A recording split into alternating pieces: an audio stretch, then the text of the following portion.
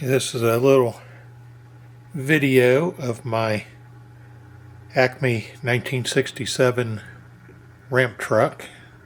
It's themed out in Chevrolet racing. The car on it is a Corvette Grand Sport. It's by Exoto. And the Grand Sports, when they raced, depending on what year it was, they would call it that model year, even though the car was built earlier than that, because this is one of the original Grand Sport Corvettes. If they raced in 1965, they called it a 1965. If it was 66, they called it a 1966 model. This one here raced in 1964 as the number 67 car, and it's listed as a 1964 Corvette. So it's weird how they used to designate things back then, and when they were done racing the cars, for the most part, like Shelby, he destroyed the cars. You know, he didn't care about them. Once they were done racing it, they were done with the car. No one thought about the historic value that they would have down the road.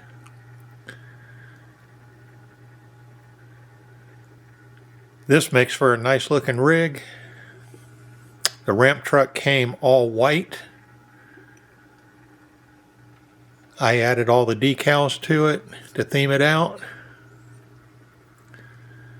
The Grand Sport Corvette, shipped as it is from Exoto, has the Meckham blue headlight covers on it for color. And that's another thing with these Grand Sport Corvettes. There's 5 of them in existence. There's 3 coupes and 2 of the roadsters. The 2 roadsters were actually coupes, but Roger Penske cut the tops off of them to try and compete with the lighter weight Cobras. That was done at a later date. The 2 cars that the tops are cut off of were serial numbers. In the range of serial numbers they built, it was the first and second Grand Sports built. So both the roadsters are the first and second Grand Sports that were ever built, out of the 5 that survive today. Now, John Meckham of Meckham Racing, who had his shop at Hobby Airport in Texas, he swears up and down that there were 6 of these Grand Sports built. And there is documentation of a 6th car within GM's files.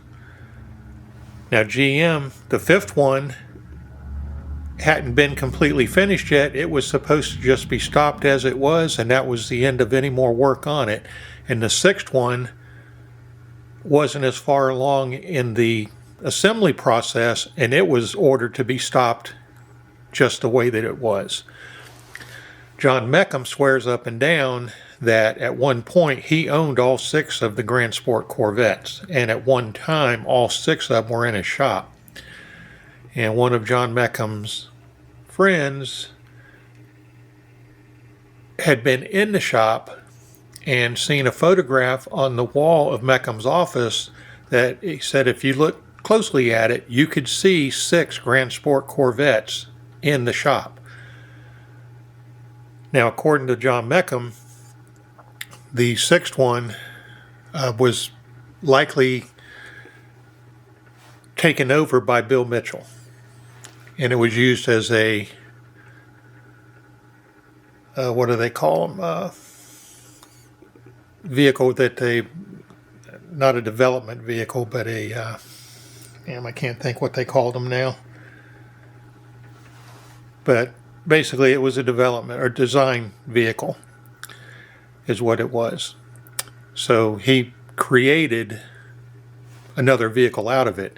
And Meckham says that Mitchell walked him through one of the GM warehouses, and he thinks that the vehicle was in there, and it's probably at that point, at some point after that, was destroyed. So the 6th Grand Sport, more than likely, at some point after Mitchell got done with it, was sent to a crusher and destroyed. Now, a lot of people want to dispute Meckham's account of it, and John Meckham, when asked about it, he says, because all the books claim that they talked to all the experts, and Meckham says none of them ever talked to him. And one of them that did contact him and asked about it, point blank told Meckham, well, he had already talked to all the experts. But Meckham swears up and down that there were a total of 6 Grand Sport Corvettes built, and that Bill Mitchell got a hold of one of them, and I guess design concept vehicle is what it was, is what they call them, and he got a hold of it and used it as a design concept vehicle, and then Meckham thinks that it was likely destroyed after that.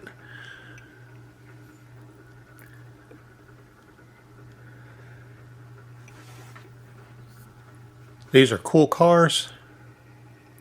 This one here, you can see on the hood, has a bungee cord, comes off the back to help hold the hood down. These body style Corvettes had one glaring aerodynamic problem. Due to the design of the front end, air would get up under them and it would lift the front tires off the ground at speed. So that was one of the problems with this car. While they were fast, and they would beat the 289 Cobras, the 427 Cobra was a whole different animal. And that's why Penske chopped the tops off of 2 of them to compete with that Cobra. But these cars, due to the aerodynamics, once you hit a certain speed, the front end would start to lift up off the ground on them. See, I don't know if I can get the trunk lid open.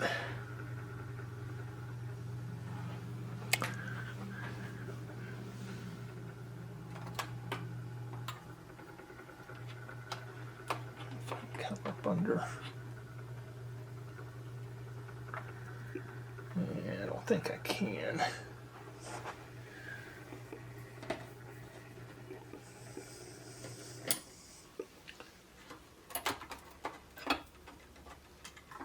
There we go. My ramps come off here. The chocks.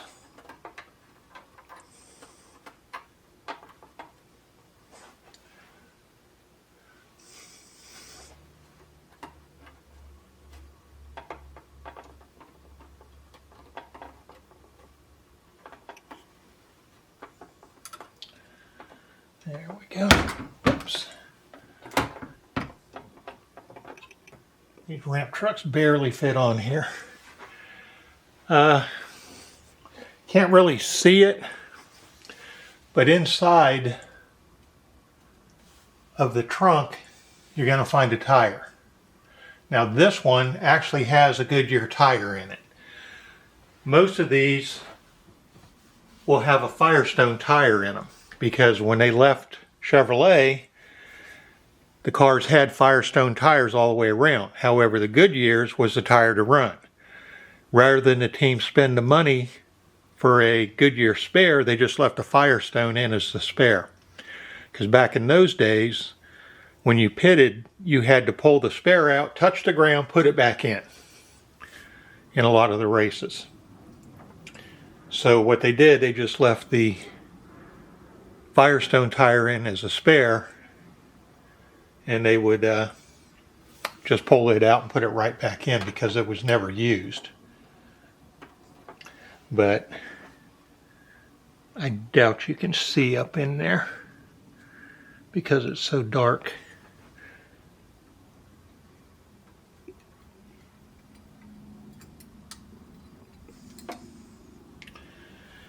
And I'm going to pull the camera off here. So there's going to be a little movement. Bear with me on that. There you can see the engine. My shadow. Oops. Getting too close to lose focus there. It's very detailed.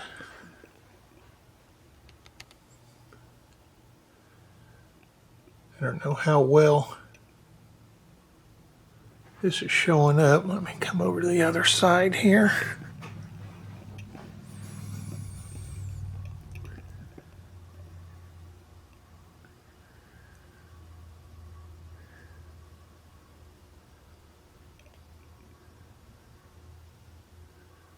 But that's your engine detail.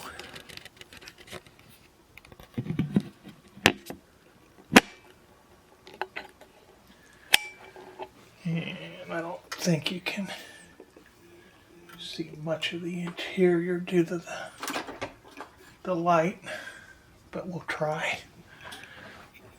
And again, I'm going to pop the camera off here. It's on a tripod.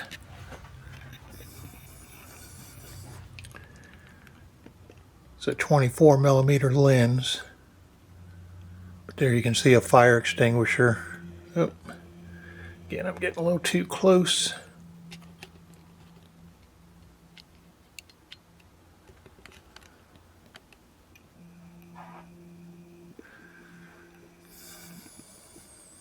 There we go.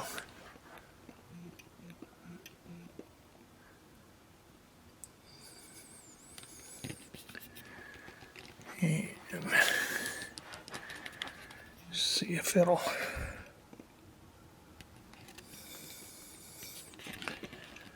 put this down a moment. Try and get some. Sorry about the focus here because I'm moving it. I don't know how well, if you can see through that door to seat.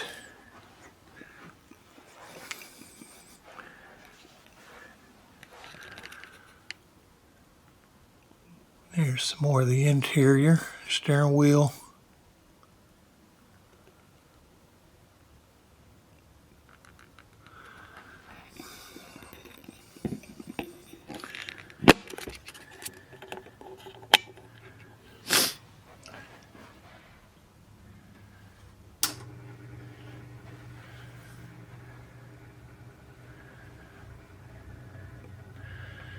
Exoto did a decent job on these cars. Like I say, the engine detail is nicely done under the hood. The interior is pretty well done. The trunk, basically just a spare tire. No floor in it.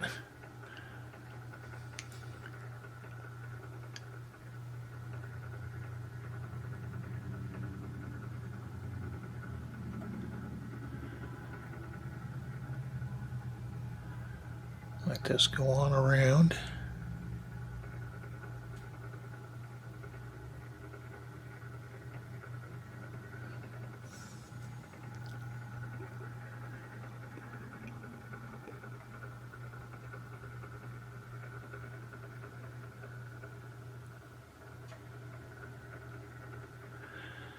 This makes a nice combination, this hauler and the car on it.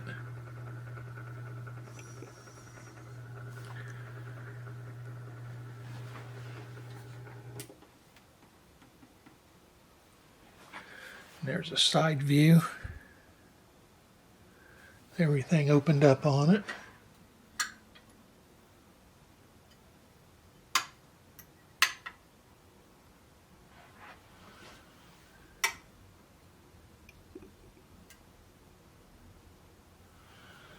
There's the bungee cord hooked back up, bungee cord on the hood.